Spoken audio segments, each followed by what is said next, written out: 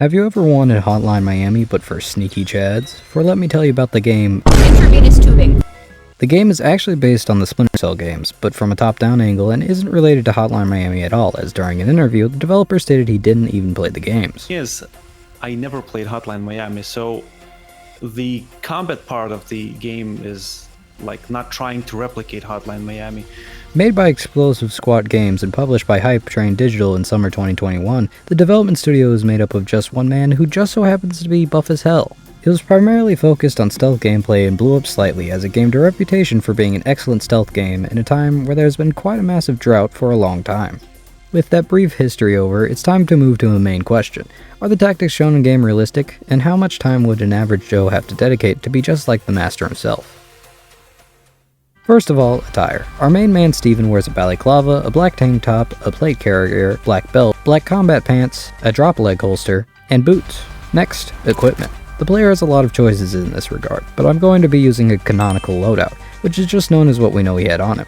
On the start screen, we see him holding a pistol with a silencer and what I presume to be an M4. The M4 is pretty easy to spot, but the sidearm is a bit more tricky. Oh, the name is just in the guns menu? Unfortunately, I couldn't find a Mark 23 by H&K for this video because A. There weren't any similar replicas on Amazon or Evike that were a similar weight to the real one, and I was confident in, and B. I don't have 3Gs at mine. I decided to replace it with the USP also by H&K because their bodies are very similar, save for the safeties looking different, the USP having a shorter barrel length, and having different triggers. The replica used in this video is the USP made by Elite Force, as seen and weighed here. The M4 was a much easier choice because there are more replicas than actual rifles, and I went with the gas blowback M4 by Cybergun. An important note to mention is the fact that despite trying to get a realistic weight, both of these are about a pound less than their fully loaded real counterparts. Apart from that, this is as close as I could get. Next up is the plate carrier and the equipment on it, and my lack of one. Looking it up, a plate is about 5.7 pounds, as I'm using the ceramic plate that is detailed in-game.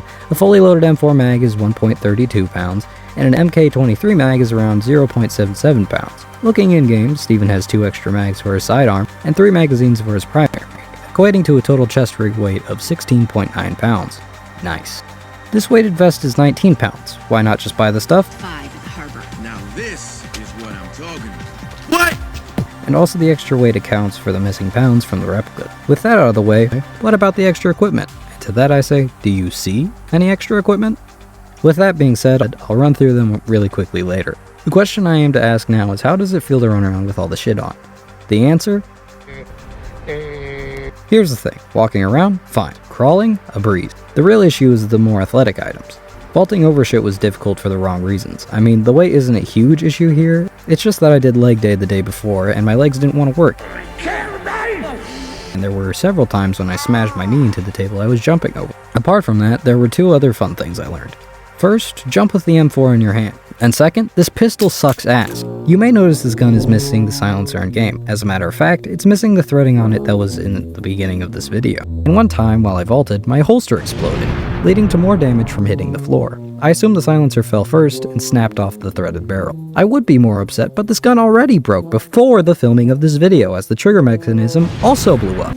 On top of that, when I originally got the gun in August, the first model they sent had a faulty gas mechanism. As for the USP itself, this mag release system is just... Why? Back on topic, climbing is a pain in the ass. It's not the pipe climbing, it's not the shimmying, it's the lifting yourself up part that's the most annoying. But do take this with a bucket of salt as well. I'm climbing the 2x4s in my shed, and there's not a ton of room to move up there. Not to go unmentioned is moving bodies. I have a total of around 100 pounds on me with the addition of this heavy bag as the human stand-in, not even close to the weight of an adult male, but it's the closest thing I have. Some smaller notes include, unholstering with silencer isn't as tricky as I expected. The balaclava is mildly annoying, and the M4 sometimes like to do a little flip on my back, but I assume that's user error on the use of the sling, so I didn't mention it. Onto the extra items, I'll go through them one by one. Flashbangs. These are used as a disorienting tool, and for that I think they're fine. I don't have much to say about them, and they would definitely be unexpected in urban environments. Frag grenades are also chill. Just make sure you throw them good so you don't turn to dust. Empty magazines really depend on the guy. Like me personally, I would probably go check out a noise if I heard it because I have no survival instincts, as shown in literally all of my videos.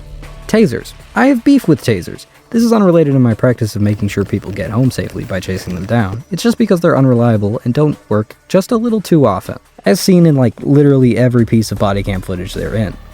The HSP EMP. This is complete fiction. For that, I refund the game. DEW, also known as directed electrical weaponry, does exist, but it's usually a lot bigger than a standard sidearm. Throwing knives have been discussed on this channel before, and the same is true now. However, they would be a little more useful if the target is standing still and unaware that you're around. However, while cracking the skull is good, they would probably scream out in pain and ruin your stealth playthrough. As a melee weapon, though, I fuck with it heavy. Motion mine. This is just a claymore. Here is footage of claymore explosion. And finally, the medkit. It's a medkit. It's not going to regenerate your skin instantly, but if you get shot, it should slow the bleeding if you pack the gauze correctly. Overall, I give it a B. Finally, tactics. I'll be focused more on the stealth portion here, mostly because it's a stealth game, and I've already ragged on the run and gun style of the Hotline Miami games. A lot of the things I see is perfectly viable. Choking out someone is fairly easy as long as you have good form. Climbing through vents. While tight and not for those who hate close spaces, it's perfectly viable. However, I don't know who has vents this large in their house. On the topic of breaking and entering, This is a master lock deadbolt. To open it, we're going to use a short hook and act slightly aggressive, applying pressure in a counterclockwise direction at the bottom of the keyway. To re-engage the deadbolt, we're going to use the same technique, this time applying pressure in a clockwise direction. The binding order of the pins is for the most part reversed.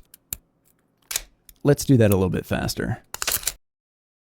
No, but seriously, if you dedicate any amount of time to lockpicking, you find out that locks aren't as secure as you'd want them to be. Not to mention kicking in a door and breaking a window, which are also pretty easy. On the noise note, I enjoy the fact that suppressed weapons are still hurt, because in real life, although they are quieter, they still make a shit ton of noise. In conclusion, it's not the worst. Unlike Hotline Miami, this isn't utterly ridiculous, as Steven is just operating like a marine in an urban environment. All the tests I've done are basically just testing my own ability to do basic military skills. The main point of this video is how hard would I say that it is for someone who doesn't have experience doing these things, trying them for the first time. And in my very amateur judgment, I'd say that if I had to place it on a scale of hardness, I throw it at a 7 out of 10.